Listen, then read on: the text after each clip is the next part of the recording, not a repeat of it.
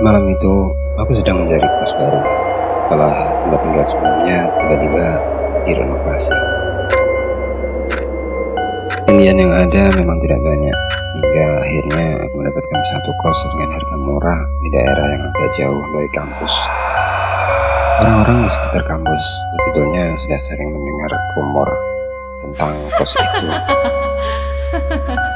Konon katanya kos tersebut dihuni oleh sesuatu yang tak kasat mata. Tapi karena aku tak punya pilihan lain, aku memutuskan untuk mengabaikan rumor dan tetap tinggal di sana. Selamat datang kembali di Meluter, channel untuk kalian pecinta cerita horor yang tak biasa. Sebelum aku mulai cerita ini, jangan lupa subscribe agar kalian tak ketinggalan kisah lain yang penuh misteri. Cerita kali ini bukan cerita sembarangan. Apa kamu siap mendengarkannya?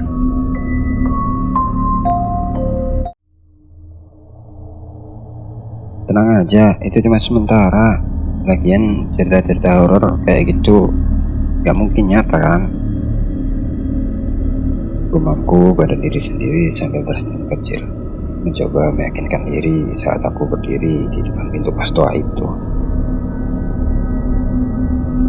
Namun entah kenapa begitu aku melangkah masuk, ada sesuatu yang terasa aneh. Udara terasa lebih dingin dan atmosfernya berat, seakan ada yang mengawasi dari balik bayangan.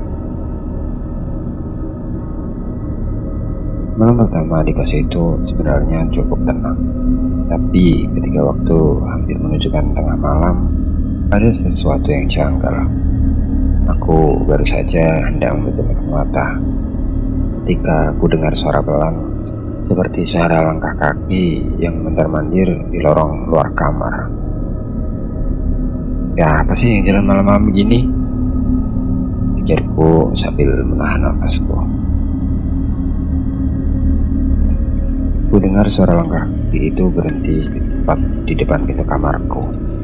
Jantungku mulai berdetak kencang, sementara pikiranku terus bertanya-tanya, apa yang sebenarnya terjadi di luar pintu itu? Aku bergumam pelan pada diriku sendiri. Mungkin cuma penghuni lain. Aku mencoba menghibur diri sambil memejamkan mata lagi. Tapi tak lama setelah itu, suara langkah kaki itu terdengar. Kali ini suaranya seolah semakin dekat, dan seakan ada yang merayap dari bawah pintu menyelinap masuk ke dalam kamarku. Keesokan paginya, aku menceritakan kejadian malam itu pada temanku, Andi. Dia adalah orang yang cukup skeptis soal hal-hal mistis. Jadi aku berharap bisa mendapat jawaban yang lebih rasional. Di sini memang udah biasa sih, ada suara-suara gitu, kata Andi sambil menguap. Mungkin tikus atau ya orang lewat aja. Aku mengangguk meski dalam hati aku masih merasa ada yang gak beres. Iya, mungkin cuma perasaan aku aja, kataku sambil tersenyum tipis. Namun setelah malam itu, kejadian-kejadian aneh mulai terjadi semakin sering. Tiap malam suara langkah kaki itu akan terdengar, dan setiap kali ku dengar, suaranya terasa semakin dekat dengan tempat tidurku. Seminggu kemudian, dia akhirnya ikut merasakan kejanggalan yang sama. Pada suatu malam ketika kami berdua sudah siap tidur, tiba-tiba terdengar ketukan pelan di pintu kamar. Andi menatapku, wajahnya mulai terlihat tegang. Rak, lo denger gak? Aku mengangguk, keringat dingin mulai menetes di pelipisku. Iya, ini yang aku ceritain selama ini, Di. Ketukan itu terdengar semakin keras, seakan ada yang ingin masuk ke dalam kamarku. Kami saling menatap tanpa berani bergerak sedikit pun. Aku merasakan Andi mulai gemetar di sebelahku, dan untuk pertama kalinya kulihat ya benar-benar ketakutan. Aku beneran gak bercanda, Di. Bisikku pelan sambil mencoba menenangkan diri. Tapi Andi menelan ludah, wajahnya semakin pucat. Ini gak masuk akal, Rak. Siapa yang ketuk pintu jam segini? Ketukan itu berhenti sejenak. Sebelum akhirnya kami mendengar suara pelan berbisik dari balik pintu. Buka pintunya.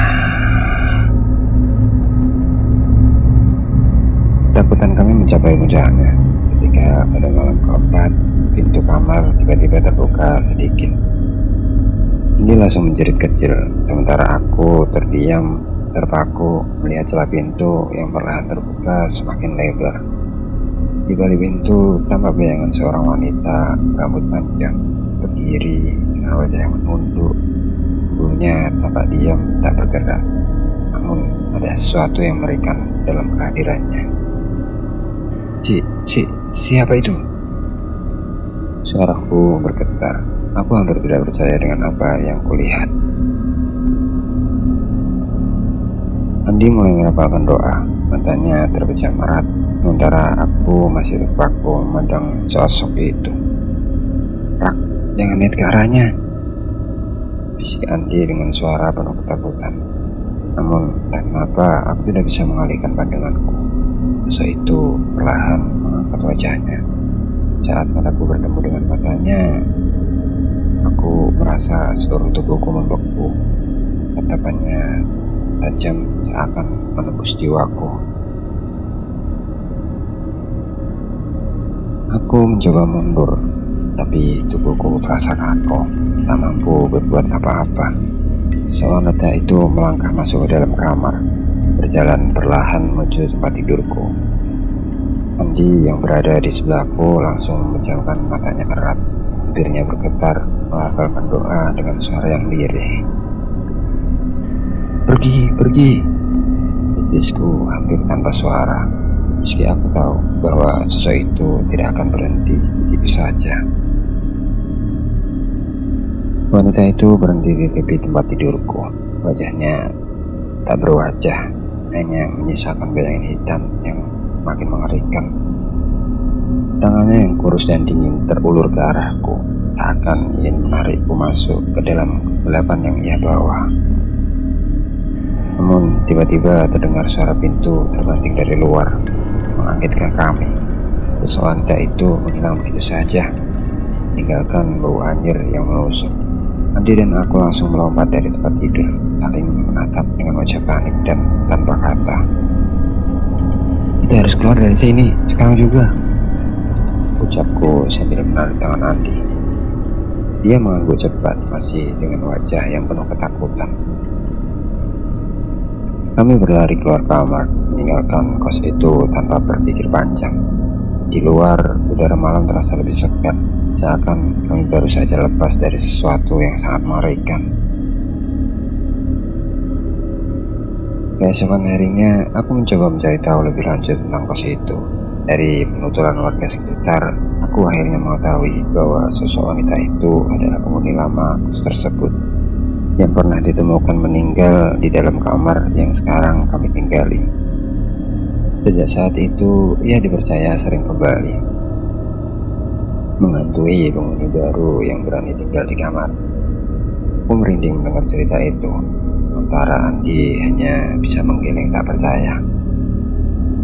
Kita nggak akan pernah balik ke sana, Rak, ucapnya sambil menepuk bahuku. Aku mengangguk, namun dalam hati aku merasa bahwa sosok itu belum benar-benar pergi. Setiap kali aku menutup mata, aku masih bisa merasakan tatapannya, menembus kegelapan, seolah ia masih mengawasi dari kejauhan, menungguku untuk kembali ke pos angker itu.